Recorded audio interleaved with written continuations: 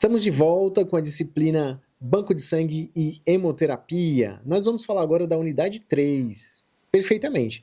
Então a gente já está aqui seguindo, né? Além lá daqueles conceitos, a gente já viu ali critérios de exclusão, temporário ou permanente, alguns critérios ali para a gente poder já começar a fazer a separação. E aí entra agora na unidade 3 fazendo exatamente isso. Separação, fracionamento, armazenamento. Vamos falar um pouco sobre isso aqui, tá bom? Então, o que acontece, pessoal? O gerenciamento adequado do sangue, ele vai ser feito ele é obtido ali logo na sequência, né, da doação rigorosa ali, daquele processo todo clínico, né, biomolecular, né, e sorológico. Então, após a coleta, o sangue vai ser submetido às etapas de fracionamento, depois armazenamento e a sua distribuição. Então, cada componente específico, ele vai ser distribuído ali para os usos apropriados, ok? Definidos em lei, inclusive. Então lá, de novo, a RDC 34 de 2014 normatiza esses aspectos, né, na sua cadeia produtiva, aí, desde a coleta até a administração desta doação lá no receptor, certo? Então, processo de fracionamento, como é que funciona? Então vai ser fracionado a partir do sangue total. Uma bolsa de sangue total vai ser fracionada, tá certo? Que é uma das etapas mais importantes do processamento em um banco de sangue ou no serviço de hemoterapia, tá? Então, esse processamento ele permite a separação do sangue em diversos componentes, cada um com indicação específica. A gente viu lá que tem plasma, né? Tem um precipitado ali de plaquetas, né? É o crioprecipitada, né? E assim vai. Nós temos vários componentes aqui que nós vamos falar depois detalhadamente. Muito bem. Então, como é que vai ser? Já vou aproveitar e falar sobre eles agora, né? Então, sangue total é aquele sangue que você diretamente vai fazer a doação direta, né? Conectou lá na veia, fazer a punção, fazer a coleta e vai tirar a bolsa de sangue, vai carregar uma bolsa de sangue, encher uma bolsa de sangue. Então, a partir da bolsa de sangue, o ST, ou seja, sangue total, nós vamos ter, primeiro, concentrado de hemácias, tá certo? Que são os glóbulos vermelhos. Tratamento de anemia, né, hemorragias agudas, traumas, né, perda de sangue agudos, né. Esse concentrado de hemácias, né, vai ter uma temperatura de armazenamento ali entre 1 a 6 graus. Vai ter uma validade até de 35 a 42 dias, com aditivozinhos que vão nessa bolsa. Depois nós temos ali também plasma fresco, né, o plasma fresco congelado, que é o PFC, componente principal vai ser a água, proteínas, fatores de coagulação, anticorpos, vai ser utilizado ali, por exemplo, para tratar hemofilia, né? Ou seja, deficiência de fatores de coagulação, tá certo? Aí a temperatura aqui já é menos 18 graus, ou até mais fria, validade de 1 ano, porque está em temperatura ali já congelando praticamente, né? Congelado, né? Então, depois nós temos o concentrado de plaquetas, que é o CP, que vai ser plaquetas que são importantes no fator de coagulação, né? Vai gerar fatores de coagulação.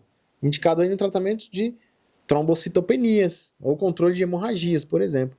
Temperaturas entre 20 e 24 graus Celsius, né?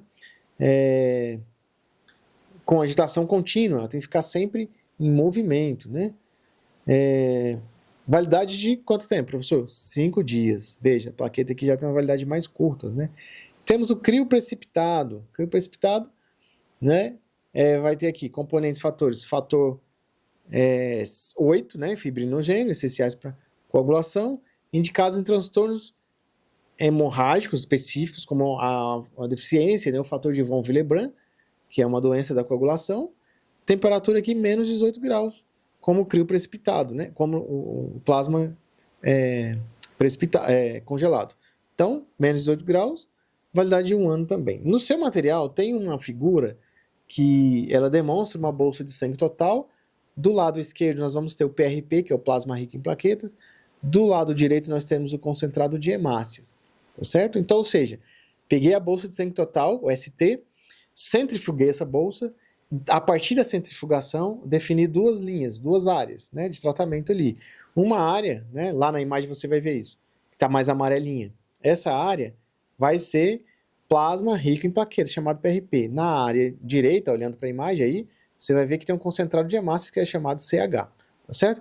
A partir do PRP, você terá outros hemocomponentes, que são concentrado de plaquetas, plasma fresco congelado e o crio precipitado. Além disso, você tem plasma de 24 horas, o P24, ok? A partir da bolsa de plasma fresco congelado, a gente pode ter uma outra questão, uma outra aba que nós vamos ter aqui, que são chamados hemoderivados. O que serão esses hemoderivados? São, por exemplo, albumina, né, tirando algumas proteínas, albuminas, as globulinas, né, concentrados de fatores de coagulação. Esses daí, então, veja, uma bolsa de sangue total consegue fazer várias outras unidades de bolsas ou unidades de componentes do sangue, que vão ajudar muitos pacientes, tá certo? Como é que funciona um fracionamento? Primeiro, centrifugação do sangue total. Depois, segundo, né, separação dos componentes. Terceiro, controle de qualidade pós-fracionamento. Então, a bolsa vai ser coletada lá na centrifugação, vai ser coletada, vai fazer a centrifugação, separando isso tudo que eu contei para vocês. E depois dessa separação ali, nós vamos ter as bolsas satélite, né, que é a partir do PRP e a partir do concentrado de hemácias. E depois nós vamos ter ali testes para especificar, né, pureza, né, controle de qualidade, pH, volume e dentre outros fatores, né?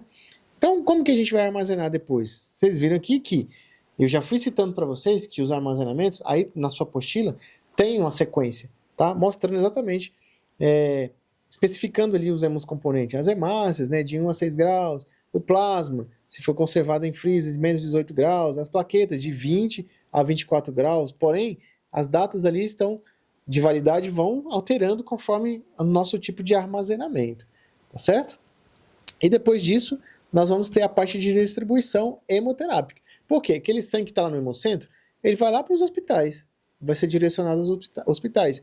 E como que a gente vai fazer isso aí? Vai ter que ter uma logística a se considerar. Primeiro, que a gente precisa saber na logística aqui, rastreabilidade total. Cada bolsa vai receber um código de barra para saber para onde foi, tá certo? Isso permite acompanhar até o receptor, até a beira-leito. Nós vamos ter esse controle aí, tá? Considerando que essa bolsa precisa desse rastreio para saber quando saiu, que forma que saiu, como foi armazenado, como foi entregue e quem recebeu. Isso é importante estar no sistema. O transporte vai ser também refrigerados, bolsas homologadas pela própria vigilância sanitária que acompanha isso, e os critérios de liberação lá do hemocentro, como é que funciona, né? Vai ser liberado ali a partir dos testes específicos e os resultados ali do paciente, certo? Muito bem.